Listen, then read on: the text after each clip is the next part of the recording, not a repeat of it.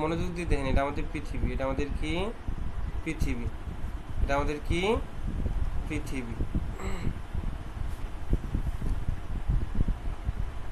আচ্ছা দেখো, এটা আমাদের পৃথিবী। এটা যে মাঝখান দিয়ে যে আমরা যে ভাগ করলাম, এটাকে বলা হয় মূল মধ্যরেখা। এটাকে কি বলা হয়? এই বোঝা যাচ্ছে কি মূল মধ্যরেখা?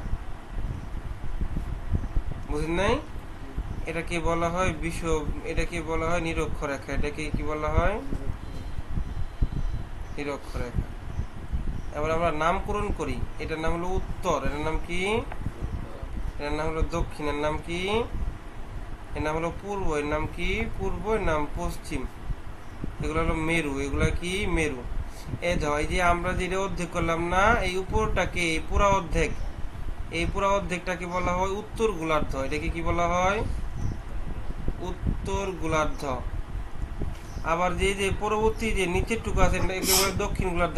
কি বলা হয়? এই উত্তর গোলার্ধ, দক্ষিণ গোলার্ধ, বুঝতে পারছি আমরা। এবার আসি, যে রেখাটা একবারে মাঝ বরাবর উত্তর থেকে দক্ষিণের দিকে গেছে একে বলে অক্ষরেখা। একে কি বলা হয়? অক্ষরেখা। একে কি বলা হয়? অক্ষরেখা। বুঝতেছি সবাই আমরা? আবার মনে করো যে উত্তর থেকে নিচের দিকে কাল্পনিক এইভাবে নামিয়ে আসতেছে, যে রেখাগুলো কাল্পনিক, যেহেতু উত্তর থেকে দক্ষিণ দিকে নামিয়ে আসতেছে না, উত্তর থেকে দক্ষিণ দিকে যে কাল্পনিক রেখাগুলো, এটাকে বলে দ্রাঘিমা রেখা। এগুলোকে কি বলা হয়? দ্রাঘিমা। সবাই বুঝতেছি আমরা? এবার আসি, উত্তর গোলার্ধে যদি 23 দশমিক কত, 23.5, কত 23.5 ডিগ্রি অ্যাঙ্গেলে একটা কোণ যদি পূর্ব থেকে পশ্চিমে যায় বা রেখা যায়, এটাকে বলে কর্কট ক্রান্তি। একে বলা হয় কি? কর্কট ক্রান্তি। বুঝতেছি আমরা?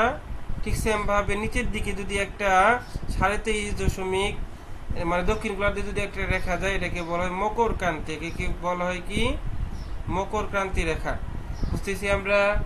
আর এই যে এটাকে বলা হয় বিষুবীয় অঞ্চল। এটাকে কি বলা হয়? বিষুবীয় অঞ্চল। এটাকে কি বলা হয়? বিষুবীয়। এই কটা জিনিস বুঝি নাই কে? এরপরে যদি না বুঝেন তাহলে এটা আপনাদের ব্যর্থতা।